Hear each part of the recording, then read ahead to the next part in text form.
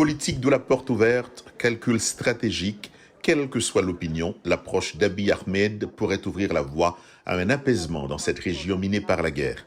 Premier constat du Premier ministre éthiopien, quoi qu'on dise, il n'y a pas vraiment de pont entre son gouvernement et le Front de libération du peuple du Tigré.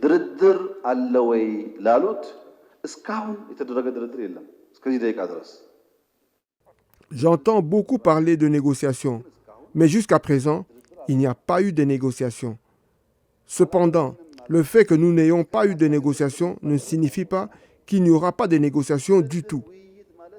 Les négociations, le dialogue, ne signifient pas que le problème a été résolu. Cela signifie chercher à voir s'il existe une voie alternative pour résoudre un problème. Abiy Ahmed rejette les critiques venant de l'étranger, disant que la situation humanitaire exige davantage de coopération. La communauté internationale n'a aucune raison d'accuser l'Éthiopie. Des gens meurent et c'est le seul problème auquel nous sommes confrontés. Alors que 25 camions du PAM se dirigeaient de Semera vers Mekele, le TPLF a attaqué les camions. Si ces camions avaient pu traverser, le monde et nous serions réconciliés.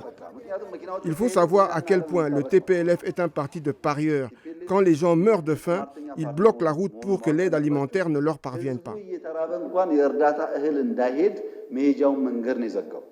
La déclaration du Premier ministre Abiy Ahmed au Parlement contredit celle faite la semaine dernière par Debretsion Gebremichael, leader du TPLF, disant que les pourparlers étaient en cours et qu'on pouvait s'attendre à une solution pacifique au Tigré.